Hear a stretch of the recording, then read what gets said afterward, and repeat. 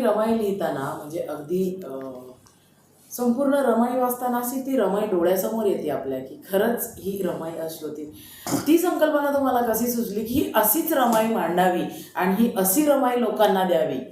मी रमाई संबंधी वाचत होतो, पण बाबासाहेबांच्या जन्मशताब्दी वर्षात एका दिवशी मी 6 भाषणं दिली यवतमाळच्या परिसरात, 6 भाषणं. आणि संध्याकाळी रात्री 8 वाजता 7 वाजता माझं भाषण यवतमाळात महिला मंडळाचा मोठा कार्यक्रम होता, तिथं झालं. आता शताब्दी बाबासाहेबांची, मी बाबासाहेबांवर बोलणार म्हणजे एक मानसिक तयारी आपली अशी असते. पण ते संयोजक इतके असे की त्यांनी परिचय करता करता जाहीर केलं की आज यशवंत मनोहर सर रमाईवर बोलतील. मानसिक तयारी नव्हती, हे लक्षात घे बेटा. पण आता त्यांनी जाहीर केलं, त्याचा अपमान होऊ नये. मग माझ्या प्रतिभेला म्हटलं, जाग बेटा, आता अब सोना नहीं दूसरा सोना तुझे निर्माण करना है. आणि मी बोललो बरं का, जितकं मला आकलन होतं रमायचं तेवढं बोललो. प्रमोद बाबू, सगळ्या बाया रडत होत्या, सगळी माणसं रडत होती. ऐन वेळेवर मी रमाई संबंधी बोलत होतो आणि बाया हमसून रडत होत्या. त्या पुढे बसलेल्या मी पाहत होतो, डोळ्याला पदर लावून. हे मी पाहिलं. दुसऱ्या दिवशी काही कोणाला रेकॉर्ड केलं, कोणाच्या घरी चहाला बोलावून ते ऐकता माणसं अशी काहीतरी गहिवरून जातं. मला हे वाटलं की अरे, आपण रमाईवर लिहिलं पाहिजे. म्हणजे हा क्षण कसा होता, आपण रमाईवर लिहिलं पाहिजे. एकदा अमरावतीला त्या भीमटेकडीजवळ मोठं सभागृह आहे पहा, तिथं मला बोलावलं. विषय काय दिला? यशोधरा, सावित्री, रमाई, तिघींवर. आणि मी तिथं मांडणी केली. ह्या माझ्या 3 सांस्कृतिक महामाता आहेत. आपल्याला एक प्राणी म्हणून जन्म देणारी माता वेगळी आणि विद्रोही माणूस म्हणून जन्म देणाऱ्या या 3 महामाता. मी बोललो, मांडणी केली आणि मी ठरवलं की या तिघींवर 3 कादंबऱ्या लिहिल्या पाहिजे आपण. बाबासाहेबांवर खूप बोलतात, बुद्धावर खूप बोलतात लोक, आणि फुल्यांवर खूप या महामातांवर लिहिलं पाहिजे. मी 3 कादंबऱ्या तुम्हाला सांगतो. रमाईचा इंग्रजी हिंदी अनुवाद झाला, कन्नडमध्ये अनुवाद झाला, विद्यापीठात अभ्यासाला. रमाई आपल्या लोकांना माहीत नसतं. सावित्री ही कादंबरीचा हिंदीमध्ये अनुवाद झाला, रशियनमध्ये अनुवाद होतो आहे. यशोधरा हिंदीमध्ये आली, ह्या आली, ती आली. लोकांनी त्याचे हे मी तुला पाठवेन बरं का, त्याचे ऑडिओ केले आहे 3 कादंबऱ्यांचे. मी हे ऑडिओ ऐकले ना, मला वाटतं हे आवाज इंडियानं केले आहे पहा, मला अलीकडे कळलं. ते ऐकता ऑडिओ मी रडत होतो पहा. हे सोडून दे. रमाई मी प्रमोद बाबू हा एक एकाग्रतेच्या शिखरावर जाऊन मुक्काम करणारा माणूस आहे. मला त्याचा अनुभव आहे. मी सकाळी विद्यापीठाच्या गेस्ट हाऊसमध्ये सकाळी जायचो 7-7:30 वाजता. छोटासा टिफिन, एखादी दुसरी पोळी आणि इतकीशी भाजी, 1-1.5 वाजता खायचो. सकाळपासून संध्याकाळी 7पर्यंत लिहायचो. घरच्या माणसांना सांगायचो, कोणी आलं विचारलं तर माझा पत्ता सांगायचा नाही. देशाचा पंतप्रधान आला तरी पत्ता सांगायचा नाही. माझ्या तंद्रीपेक्षा जगात दुसरं कोणीच मोठं नाही आहे. बरोबर आहे ना. संध्याकाळी 7 लिहित होतो. कसा लिहित होतो? रडत रडत लिहित होतो. हे लक्षात घे बेटा. कादंबरी किती दिवसात झाली? फक्त 5 दिवसात. फक्त 5 दिवसात हे लेखन केलं मी. दिवसभर लिहायचो. दिवसभर माझा मान्सून कोसळत राहायचा. क्या बात आहे. दिवसभर लिहायचो. व्याकुळ मन व्याकुळ. एकटाच. त्या शिपायाला सांगायचं, कोणी इथं आलं तर मला माझा पत्ता नाही सांगायचा, दार लावून घ्यायचं. या असं पहा. एक लेखक मुंबईला आहे, माझा मित्र. तो म्हणाला, सर मी दापोलीला गेलो, तो कोकण भाग फिरलो, तिथली भाषा आहे ते सगळं पाहिलं, न्याहाळलं, अभ्यास केला. कशासाठी? रमाईवर कादंबरी लिहिण्यासाठी. पण तुमची कादंबरी वाचली आणि मी तो नादच सोडून दिला की आपण काय लिहू याच्या पुढं. हे लक्षात घ्या प्रमोद बाबू. ते तिथं जावं लागतं रमाईच्या मनात. कोण जातं? ही प्रतिभा जाते. तिचं मन त्या वेळचं समजावून घेते. आता यशोधरा तर किती इसवी सन पूर्व 500-600 शतकं. पण यशोधरा पूर्ण नव्यानं निर्माण केली आहे. यावेळेला स्त्री कशी वागते, यावेळेला पुरुष कसा वागतो, या प्रसंगी तिचा काय आविष्कार होतो. इतक्या स्त्री पुरुषांच्या अनुभवातून पाहण्यातून मला कशी वागत असेल यशोधरा यावेळेला. बुद्ध आला कशी वागली असेल, बुद्ध गेला काय झालं असेल तिच्या मनाचं. कात्यायना झाली, भद्रा कात्यायना भिक्षुणी झाली, काय वाटत असेल. आपला पती पुढे दिसतो आहे आणि तो आपला पती नाही आहे. मी त्याची पत्नी आहे, म्हणून मी त्याची पत्नीही नाही उरले आता. एक वेगळं घटित. गोपा संपली, मगजा संपली, यशोधरा संपली. या सगळ्या पायऱ्या ओलांडत ओलांडत मी भद्रा कात्यायना झाली. तो सिद्धार्थ होता, तो गौतम होता, तेही प्रदेश त्यानं ओलांडले आणि तो बुद्ध झाला.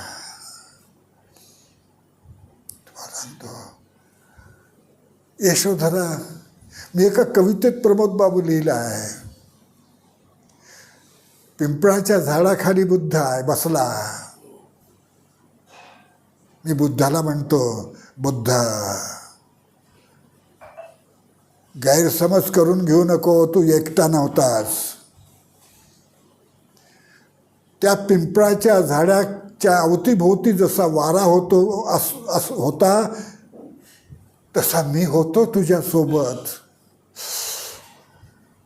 कसा होतो? यशोधरेच्या दाटलेल्या डोळ्यासारखा होतो, यशोधरेच्या फाटलेल्या गळ्यासारखा होतो, रडत होतो. बुद्धा तू एकटा नव्हतास. ही सेन्सिटिव्हिटी कुठून येते प्रमोद बाबू? कुठून येते ही सेन्सिटिव्हिटी? अरे मी होतो ना रे यशोधरेच्या दाटलेल्या गळ्यासारखा तुझ्या अवतीभोवती बिरबिरत. काय आलं लक्षामध्ये? तरी यावेळेला यशोधरा, बुद्ध कपिल वस्तूत गेला, शुद्धोदनाकडे त्याने त्याच्या निमंत्रणावरून गेला. बुद्ध गेला, यशोधरेच्या महालात तो गेला नाही. यशोधरा म्हणाली, मी नाही बोलावणार. यावं त्यांनी.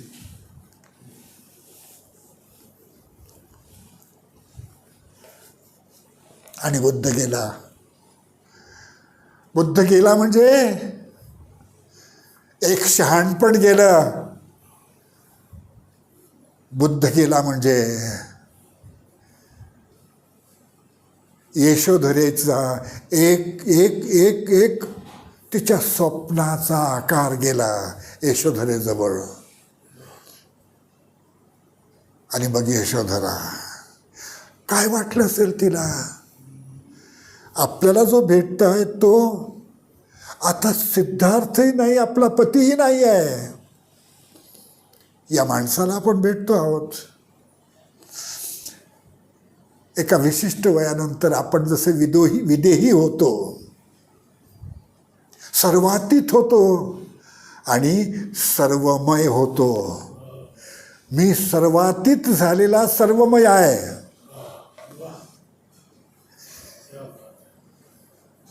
सोपं नाही बेटा. काय वाटलं असेल यशोधरेला, यावेळेला काय वाटलं असेल? राहुल सांगितलं तुझा हिस्सा माग बेटा, काय वाटलं असेल?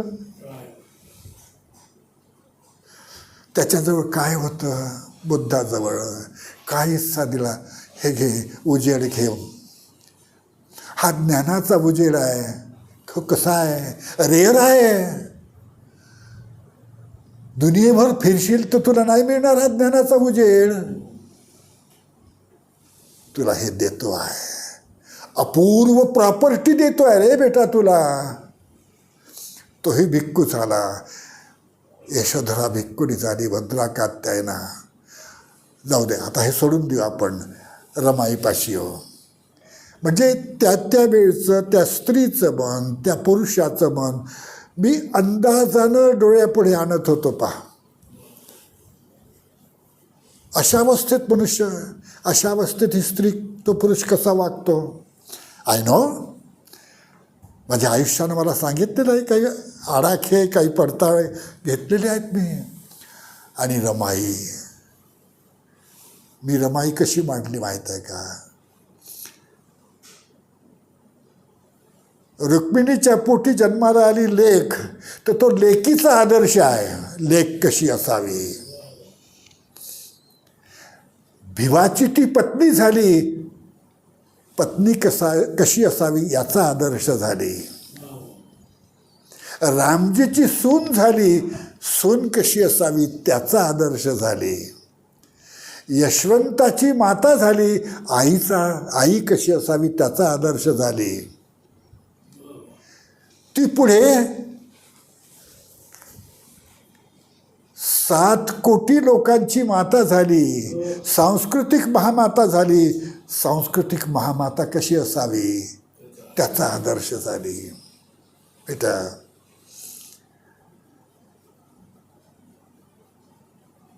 रमाई हे दुःखाला शहाणपण करणारं महाकाव्य आहे.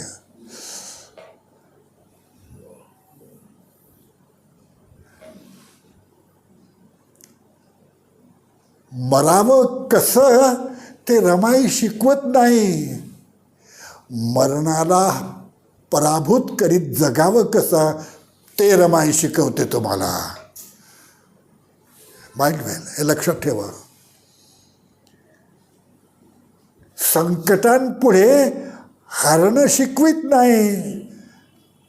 तुमच्याकडे आलेली संकट पराभूत होऊन कशी परत जातील हे रमाई शिकवते तुम्हाला. अडचणींपुढे लाचार व्हायला शिकवत नाही रमाई. अडचणींना पराभूत करायला शिकवते. त्यांच्यावर पाय ठेवून पुढे जा. तुला सांगतो बेटा, अडचणी संकट तुमच्याकडे येत असतील तर तुमच्याकडून पराभूत होऊन जाण्यात त्यांना आनंद असतो. संकटांना आनंद वाटतो तुमच्या हातून पराभव करून घेण्यात स्वतःचा. अडचणींना आनंद वाटतो तुमच्याकडून त्यांना पराभूत होण्याचा. तुमचं जीवन असं असावं. अडचणींना तुम्हाला पराभूत करण्यात नाही, स्वतःला तुमच्याकडून पराभूत होण्यात आनंद वाटला पाहिजे. बेटा, अडचणी सुख दुःख जगात आहेतच. ते कोणाला चुकले, तुम्हाला आहे, त्यांना आहे, सगळ्यांना आहे. पण मला रमाईनं हे सांगितलं, यशवंता, नाही, हरायचं नाही, हरायचं नाही. हरण्याचं दुसरं नाव मृत्यूच आहे. आणि तू अजिंक्य व्हायचंस. तुझा बाप अजिंक्य होता. बाबासाहेबांसमोर मी म्हटलं आहे, तू अजिंक्य, तुझी अजिंक्य होती इच्छा ती. बाबासाहेबांना, तू अजिंक्य, तुझी अजिंक्य होती इच्छा ती. हे गगन वाकले तुझ्या प्रज्ञेपुरती. काय पाहिजे तुम्हाला? काय पाहिजे तुम्हाला? हे गगन वाकले तुझ्या प्रज्ञेपुरती. तू अजिंक्य, तुझी अजिंक्य होती छाती. अरे तुम्ही त्याची लेकरं बनवता ना, बघ तुमची ही छाती अजिंक्य असली पाहिजे. बंद करून द्या. मी हे शिकलो रमाईकडून. रडता रडता आसवांच्या ठिणग्या कशा करायच्या ते शिकलो रमाईकडून. मी रमाईच्या आसवांचे अर्थ लावले आणि बाबासाहेबांच्या डोळ्यातील ज्वालांचे अर्थ लावले.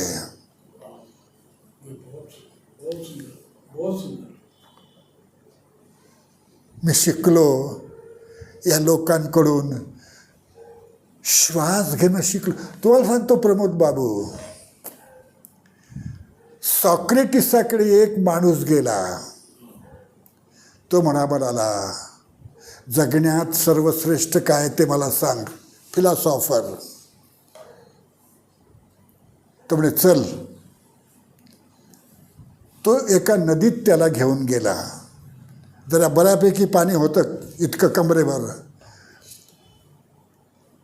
सॉक्रेटिसानं त्या माणसाला बुडवलं पाण्यात. इथून इथपर्यंत बुडवलं. त्याचा श्वास कोंडायला लागला पाण्यात. काही वेळानंतर बाहेर आला. सॉक्रेटिस मला कसं वाटलं? तुला यावेळेला कशाची गरज भासली? कशाची नाही, फक्त श्वासांची गरज भासली. श्वासानितकं हे माणसा जगात श्रेष्ठ काहीही नाही. बेटा, हे लक्षात ठेवायचं. रमाईकडून मीही शिकलो. रमाई लिहिता लिहिता, म्हणून माणसं रडतात, कारण मी ती रमाई रडता रडता लिहिली. पण रमाई हे रडण्याचं महाकाव्य नाही, अश्रूंचं महाकाव्य नाही. हे अश्रू ऊर्जेचं महाकथन आहे. ग्रँड नॅरेटिव्ह आहे ते ऊर्जेचं. ही ऊर्जा आहे, तुम्हाला तिथून शिकता आली पाहिजे. बाबासाहेबांचे अश्रू मी माझ्या डोळ्यात घेतले एका, आणि बाबासाहेबांच्या डोळ्यातल्या दुसऱ्या डोळ्यातल्या ठिणग्या माझ्या या डोळ्यात घेतल्या. लक्षामध्ये, जिंदगीनेच हातात डोळ्यात आसवे आणि हातात लेखणी दिली. जिंदगीने डोळ्यात आसवे आणि सूर्याने हातात लेखणी दिली. एका हाताने ज्वालांच्या मिठ्या सोडवल्या आणि दुसऱ्या हाताने कविता लिहिली. जिंदगीने काय दिलं होतं? डोळ्यात आसवं दिली होती.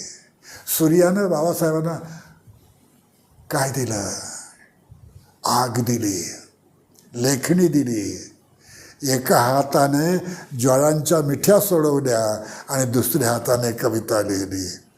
दोन्ही हाताला कामाला लावलं होतो. याला थांबू नको म्हटलं, मग झोपू नको हाता. हे असं शिकलो पाहणे.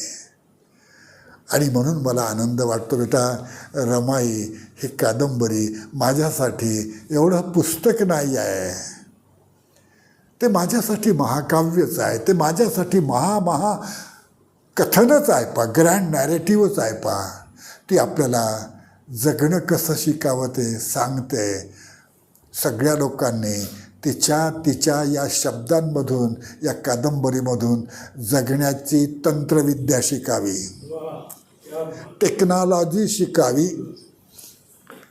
हे सौंदर्यशास्त्र शिकावं आणि हे संघर्षशास्त्र शिकावं, हे युद्धशास्त्र शिकावं रमाई या कादंबरीतून. आतापर्यंत किती पुस्तकाचं लिखाण केलं? आता तुला सांगू बेटा, इतके लेख आहेत, लेख की बाबासाहेबांनी म्हणजे 7 कोटी, आता 9 कोटी, इतके कोटी लेख आहेत बाबासाहेबांचे.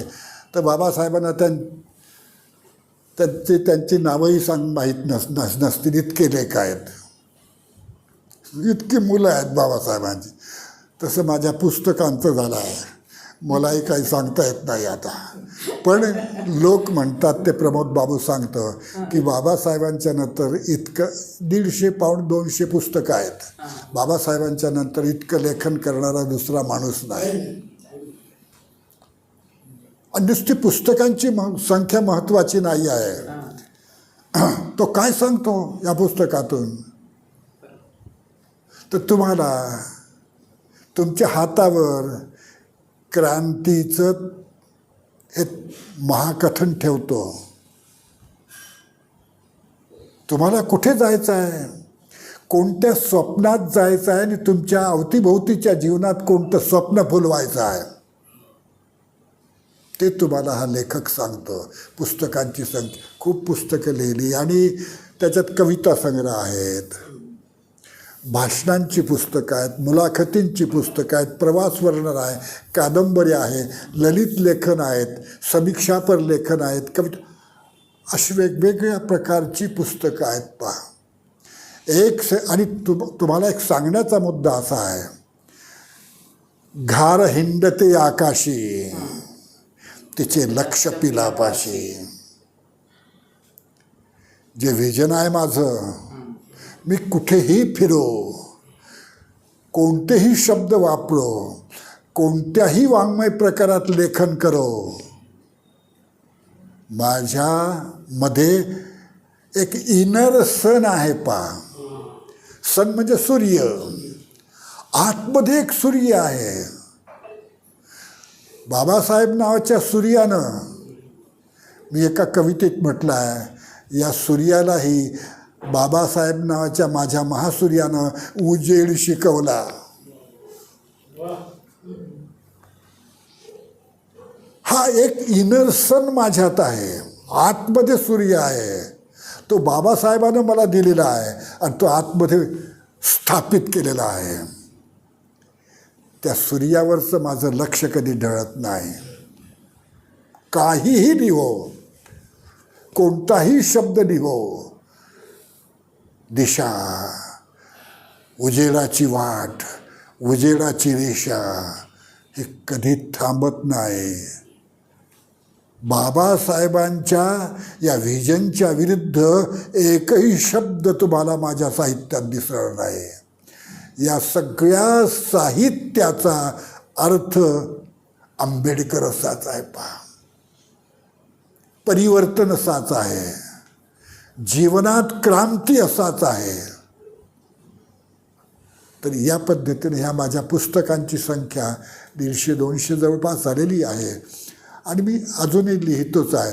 हे 650 पानांचं पुस्तक आहे. 700 पानाचं पुस्तक मनोविकास काढताय माझं आता बरं का. आणि तुम्हाला एक सांगतो प्रमोद बाबू, लातूरचे एक डॉक्टर नागोराव कुंभारा फिलॉसॉफीचे प्राध्यापक होते, रिटायर झाले, मोठा माणूस. 87 पासून 1900 विचारशलाका नावाचं नियतकालिक ते चालवत आहेत. त्यांनी आता त्याचे खंड तयार करायला सुरुवात केली आहे. तर अलीकडच्या 4 अंकांचा एक खंड त्यांनी तयार केला, दर्शन खंड, चार्वाक दर्शन, जैन दर्शन, बुद्ध दर्शन आणि बसवेश्वर लिंगायत दर्शन या 4 अंकांचा एक खंड केला. त्याला मला प्रस्थानं लिहायला 70 पानांची प्रस्तावना आहे. सगळी तोडफोड केली आहे तत्त्वज्ञानांची. तुमच्या या माणसानं तोडफोड केलेली आहे आणि रिकन्स्ट्रक्शन केलं आहे. मला हे माहीत आहे की बाबासाहेबांशी माझं काहीतरी नातं आहे. हे सांगण्याचा हा प्रकार आहे. ते मला सांगता यावं यासाठी मी हे करतो आहे. हे मला ठामपणे सांगता यावं की बाबासाहेबांशी म्हणजे बाबासाहेबांच्या त्या विजयींशी माझं नातं आहे, भूमिकेशी माझं आहे, त्यांच्या तत्त्वज्ञानाशी माझं नातं आहे. मी त्यांच्या कुटुंबाचा रक्ताचा नातेवाईक नाही, पण त्याच्या तत्त्वज्ञानाचा रक्ताचा नातेवाईक आहे. हे माझ्या पुस्तकात मी केलेलं आहे, करतो आहे.